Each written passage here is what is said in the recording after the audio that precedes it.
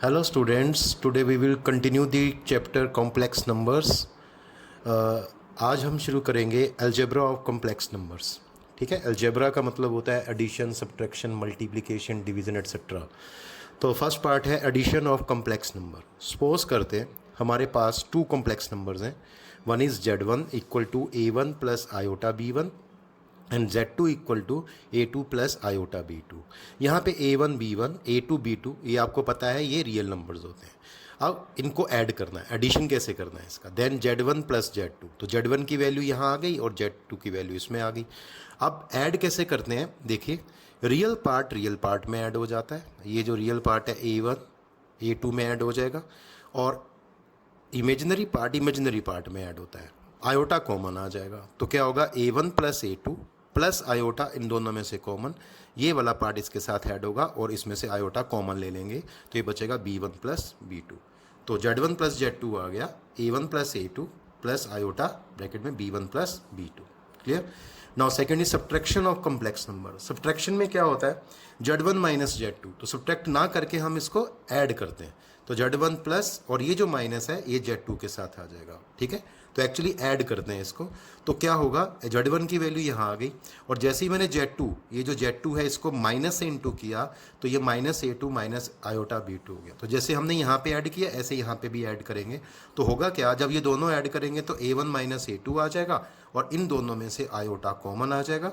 तो ये क्या आ गया, B1 माइनस B2 आ गया. कुल मिला के कहने का मतलब है दोनों में कॉरस्पॉन्डिंग टर्म्स ऐड हो जाएंगी. जो कॉरस्पॉन्डिंग पार्ट्स है रियल पार्ट में ऐड होगा और इमेजिनरी पार्ट में ऐड होगा. ठीक है, एग्जाम्पल देखते हैं इसका. If Z1 equal to 2 plus 3 iota and Z2 equal to 3 minus 2 iota, then number 1 Z1 plus Z2 क्या होगा. Z1 की वैल्यू 2 प्लस 3 आयोटा और प्लस Z2 की वैल्यू 3 माइनस 2 आयोटा. अब होगा क्या, ये पार्ट इसमें ऐड हो गया. सिंपली 2 प्लस 3 5 हो गया और ये पार्ट इसमें ऐड हो जाएगा. तो 3 आयोटा माइनस 2 आयोटा क्या आएगा, प्लस आयोटा. तो सिंपली ये आंसर बन गया. ठीक है, Z1 प्लस Z2 आ गया 5 प्लस आयोटा के इक्वल आ गया. Now Z1 minus Z2. अब Z1 माइनस Z2 अगर देखें तो सिंपली जैसे ऊपर बताया था ऐड करके करते हैं इसको. तो Z1 की वैल्यू 2 प्लस 3 आयोटा थी और ये माइनस Z2, तो Z2 को माइनस से इंटू किया तो माइनस 3 प्लस 2 आयोटा आया. अब इसको ऐड करते हैं. 2 माइनस 3 कितना हो गया, -1 और 3 iota plus 2 iota 5 iota. Simply तो रियल पार्ट को रियल पार्ट में ऐड करेंगे, इमेजिनरी पार्ट को इमेजिनरी पार्ट में ऐड करेंगे और सब्ट्रैक्शन में भी बिल्कुल इसी तरह से करते हैं. Now third part is multiplication of complex numbers. तो फिर से हम Z1 ले लेते हैं A1 प्लस आयोटा B1 और Z2 के लिए ले लेते हैं A2 प्लस आयोटा B2. तो ये टू कॉम्प्लेक्स नंबर्स हैं. अब इसका हमने मल्टीप्लिकेशन करना है. तो Z1 इंटू Z2 तो क्या आएगा, A1 plus iota B2 A2 plus iota B2, ये मल्टीप्लाई होगा. अब जैसे नॉर्मल हम मल्टीप्लिकेशन करते हैं बिल्कुल वैसे ही होगा. जैसे A1 को मल्टीप्लाई कर दिया A2 से तो A1 A2 हो गया और A1 को मल्टीप्लाई कर दिया आयोटा B2 से तो क्या आ गया, आयोटा A1 B2. ठीक है, आयोटा A1 B2. या आप इसको मल्टीप्लाई कर सकते हैं इसके साथ. तो ये क्या आ गया, आयोटा B1 A2 और उसके बाद लास्ट टर्म आ गई आपके पास, इसको इससे मल्टीप्लाई करेंगे तो आयोटा स्क्वायर B1 B2. कुल मिला के कहने का मतलब ये है आप इसको कैसे भी मल्टीप्लाई कर लीजिए, चाहे A1 को पूरे से मल्टीप्लाई कर लो चाहे A2 को पूरे से मल्टीप्लाई कर लो. ठीक है, यहाँ पे क्या है, A2 को मल्टीप्लाई पहले किया गया है इसमें. तो क्या है, A1 A2 plus iota B1 A2, फिर हमने आयोटा B2 से इंटू किया तो आयोटा A1 B2 और ये दोनों जो मल्टीप्लाई होंगे तो आयोटा स्क्वायर B1 B2 आएगा. ठीक है जी. अब इसको देखते हैं, इसमें आयोटा स्क्वायर की वैल्यू क्या होती है, -1, तो ये हमने यहाँ पे पुट कर दी तो ये माइनस B1 B2 हो गया.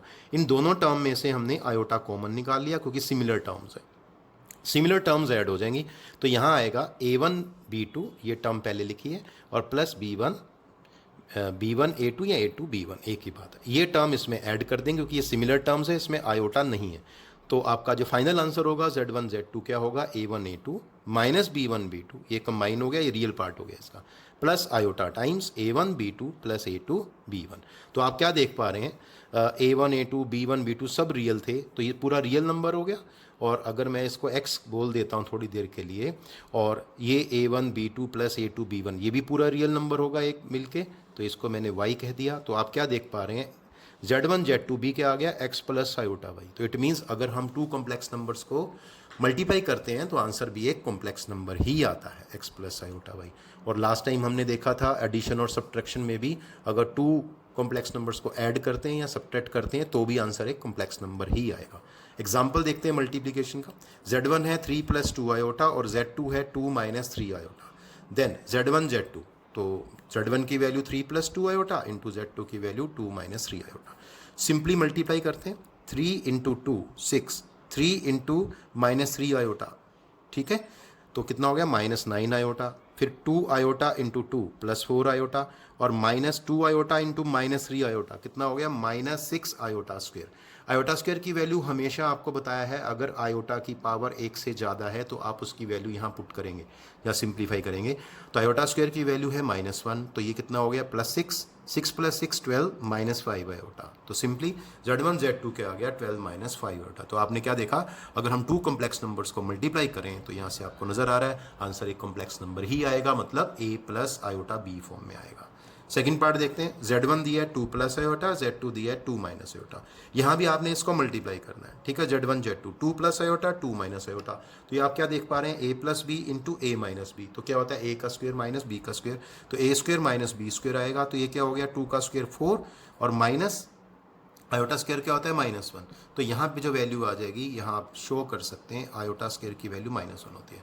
तो ये -1 हो गया तो +1 हो गया, तो 4 + 1 कितना हो गया 5। तो Z1 Z2 क्या आ गया 5। तो ये भी कॉम्प्लेक्स नंबर है, कल आपको बताया था every real number is a complex number. तो ये 5 है कि उसको क्या लिख सकते हैं 5 + 0 आयोटा। क्लियर। तो मल्टीप्लीकेशन इस तरह से करते हैं। Next, multiplicative inverse of a complex number.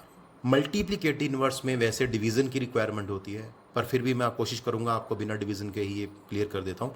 The multiplicative inverse of a complex number z is denoted by z inverse और 1/z।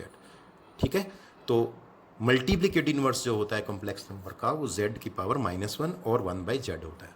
तो इसका तो सिंपल सा फॉर्मूला है कि अगर आपको कोई कॉम्प्लेक्स नंबर दिया तो उसका क्या कर देंगे रेसिप्रोकल ले लेंगे। Find the multiplicative inverse of z = 3 - 2 iota. तो इसका एक क्वेश्चन देखते हैं। तो मल्टीप्लिकेटिव इनवर्स किसका निकालना है z का, तो z का क्या होता है 1/z। लेकिन कुछ बच्चे यहाँ मिस्टेक करते हैं, वो जब एग्जाम में क्वेश्चन आता है ये तो वो सिर्फ इतना ही लिखते हैं, कितना z = 1/z। तो ये गलत हो जाएगा, ये पूरी लैंग्वेज लिखनी है आपको, ये यहाँ तक multiplicative inverse of z 1/z होता है। तो अब z की वैल्यू हमने यहाँ पुट कर दी 1/3 - 2 आयोटा। अब यहाँ से कॉन्सेप्ट स्टार्ट होता है, जब भी आपके पास कॉम्प्लेक्स नंबर डिनोमिनेटर में दिखाई देगा तो आप इसको रेशनलाइज करेंगे। रेशनलाइज का मतलब होता है आप इसको इसके कॉन्जुगेट से मल्टीप्लाई और डिवाइड करेंगे। कॉन्जुगेट क्या होता है ये हम अगले सेशन में देखते हैं। अभी तो 3 - 2 आयोटा है तो इसको रेशनलाइज कर देंगे, किससे, अगर ये माइनस है तो प्लस की टर्म से करेंगे, ठीक है, मतलब ऊपर नीचे मल्टीप्लाई कर देंगे। ठीक है, अब ये पार्ट इससे मल्टीप्लाई कर देंगे, ये पार्ट इससे मल्टीप्लाई करेंगे, यहाँ भी आप ब्रैकेट लगा सकते हैं। तो जब 1 से इंटू करेंगे तो 3 + 2 आयोटा आ गया और नीचे कितना आ जाएगा a - b a + b a square minus b square. तो कितना हो गया 9 - 4 आयोटा स्क्वायर। आयोटा स्क्वायर की वैल्यू क्या होती है -1, तो यहाँ रखते ही 9 + 4 हो जाएगा, ये 13 हो जाएगा। और याद रखना इसको हमें सेपरेट करके डिवाइड करना है। तो 3/13 हो गया प्लस 2/13 आयोटा हो गया। ठीक है, तो इसको हम इस तरह से लिख सकते हैं, दैट इज 3/13 प्लस 2/13 आयोटा। ठीक है, और आंसर जो होता है वो नॉर्मली हम कैसे लिखते हैं a + आयोटा b की फॉर्म में। तो दिस इज a + आयोटा पहले लिखेंगे और उसके बाद ब्रैकेट में 2/13 लिखेंगे। ठीक है, this is the value of a, this is the value of b। तो वेरी सिंपल। तो जब आपके पास मल्टीप्लिकेटिव इनवर्स आता है तो आपने रेसिप्रोकल करना है और फिर उसको रैशनलाइज करना है, सिंप्लीफाई करके सेपरेट करके किस फॉर्म में रखना है a + आयोटा b की फॉर्म में। सिंपली याद रखें, अगर आपके पास कोई भी कॉम्प्लेक्स नंबर है तो उसमें आयोटा कभी डिनोमिनेटर में नहीं होना चाहिए। अगर है तो आप उसके कॉन्जुगेट से, इसको इसका कंजुगेट कहते हैं, अभी बताऊंगा मैं। अगर ये -2 आयोटा है, ठीक है, तो यहाँ +2 आयोटा कर देंगे तो इसका कंजुगेट हो जाता है। तो आप हमेशा इससे इसको रेशनलाइज कर देंगे, ठीक है, मल्टीप्लाई और डिवाइड कर देंगे। यहाँ एक स्टेप मैंने लिखा है, मैं ऊपर बता चुका हूँ वैसे ही, multiplicative inverse of a complex number. लेकिन याद रखना multiplicative inverse non zero complex number का ही फाइंड होता है, क्यों? अगर वो ज़ीरो होगा तो 1/0 अनडिफाइन हो जाएगा, ठीक है। Is also the reciprocal of that complex number, ठीक है। तो मल्टीप्लिकेटिव इनवर्स एक्चुअली में क्या होता है? कॉम्प्लेक्स नंबर का रेसिप्रोकल ही होता है। ये यहाँ मैंने क्लियर किया आपको। अब लेते हैं लास्ट पार्ट है इसका। तो लास्ट पार्ट हमारे पास आ गया, that is the fourth part, and that is division of complex numbers. अब डिवीजन कैसे करते हैं? तो देखिए, Z1 वही है A1 प्लस आयोटा B1, और Z2 मैंने ले लिया A2 प्लस आयोटा B2। लेकिन ध्यान रहे, ये जो कॉम्प्लेक्स नंबर है ये ज़ीरो नहीं होना चाहिए। क्यों? Z1 बाई Z2 तभी डिफाइन होगा जब ये Z2 ज़ीरो नहीं है, ठीक है। तो सपोज कर लेते हैं ज़ीरो नहीं है, तो ये क्या आ गया? Z1 by Z2 A1 plus iota B1, और ये क्या आ गया? A2 plus iota B2। अब आपको याद रखना है कि ये जो नीचे वाला पार्ट है इसमें आयोटा मुझे नहीं चाहिए। अब इस आयोटा को यहाँ से एलिमिनेट करने के लिए हम इसको रैशनलाइज करेंगे इसके कॉन्जुगेट से। कॉन्जुगेट मतलब अगर यहाँ प्लस है तो यहाँ माइनस करके आप ऊपर नीचे मल्टीप्लाई कर देंगे, ठीक है। तो ये हमने इसकी वैल्यू पुट की और साथ ही इसको रैशनलाइज कर दिया।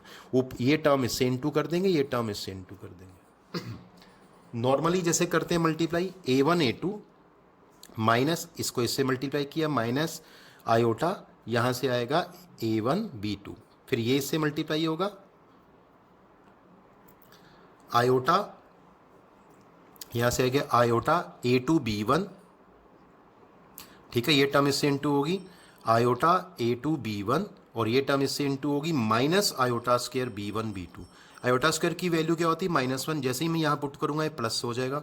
इन दोनों टर्म में से मैंने प्लस आयोटा कॉमन निकाल लिया, ये तो यहाँ क्या आएगा? A2 B1 और माइनस A1 B2, ठीक है। याद रखना है मैंने प्लस लिया है जानबूझ के, बताऊंगा अभी क्यों।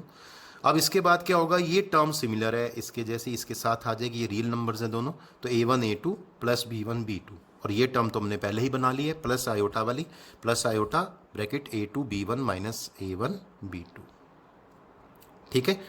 तो अब इसको हम सेपरेट करने वाले हैं, क्योंकि लास्ट क्वेश्चन में भी बताया गया था आपको अगर नीचे कोई टर्म आती है तो आप इसको सेपरेट करके अलग कर देंगे इसको। तो यहाँ से देखिए, जैसे ही मैं इसको सेपरेट करूँगा तो ये आएगा A1 A2 plus B1 B2 over A2 का स्क्वायर प्लस B2 का स्क्वायर, प्लस आयोटा रहेगा, और ये A2 B1 minus A1 B2, और नीचे A2 का स्क्वायर प्लस B2 का स्क्वायर रहेगा। अब मैं ऐसा क्यों कर रहा हूँ? देखिए, इसको मैं x कह देता हूँ और इसको मैं y कह देता हूँ। तो आप क्या देख पा रहे हैं? This is x plus iota y। तो आपने क्या देखा?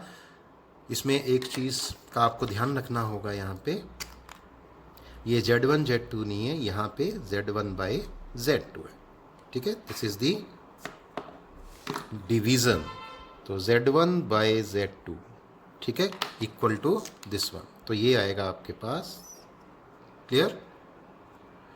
तो आपने देखा कि Z1 बाई Z2 अगर हम फाइंड करते हैं इनका डिवीजन तो वो भी एक कॉम्प्लेक्स नंबर आता है, क्योंकि आंसर कैसा है? x plus iota y। तो ठीक, तो सब्ट्रैक्शन करें, मल्टीप्लिकेशन करें, ठीक है, डिवीज़न करें या एडिशन करें, तो आंसर हमेशा एक कॉम्प्लेक्स नंबर ही आने वाला है।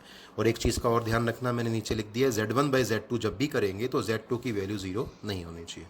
चलिए एग्जाम्पल लेते हैं इसका एक।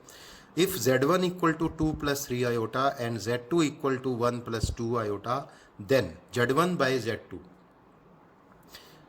क्या होगा? ठीक है, तो 2 प्लस 3 आयोटा Z1 की वैल्यू और Z2 की वैल्यू 1 प्लस 2 आयोटा। अब आपको पता है यहाँ पे आयोटा की टर्म है, मुझे नहीं चाहिए, इसलिए मुझे रैशनलाइज करना है इसके कॉन्जुगेट से। तो 1 प्लस 2 आयोटा कॉन्जुगेट क्या होता है? 1 माइनस 2 आयोटा। तो इसको ऊपर नीचे मल्टीप्लाई कर देंगे, इसको फिर मल्टीप्लाई कर लेते हैं, इसको इसके साथ, इसको जैसे मैंने यहाँ बताया था सेम प्रोसीजर यहाँ होगा। तो ये क्या आएगा? 2 माइनस 4 आयोटा, यहाँ से आएगा plus 3 iota minus 6 iota square. Iota square की वैल्यू क्या होती है? -1, तो ये +6 हो जाएगा। ये दोनों ऐड करेंगे तो यहाँ पे माइनस आयोटा आएगा। 6 प्लस 2 कितना हो गया? 8 माइनस आयोटा, और 4 प्लस 1 क्या हो गया? 5, क्योंकि आयोटा स्क्वायर की वैल्यू हमने -1 डाली है। अब इसको हम सेपरेट कर देंगे तो 8/5, और यहाँ पे प्लस आयोटा लिखना है, और इसका कॉफिशिएंट क्या होगा? -1/5। तो आप देख पा रहे हैं कि मेरा जो आंसर है वो कैसा बना? a plus iota b। तो आपको बोला था Z1 Z2 जब भी आप निकालेंगे तो आंसर एक कॉम्प्लेक्स नंबर ही आएगा, a प्लस आयोटा b की फॉर्म में आएगा।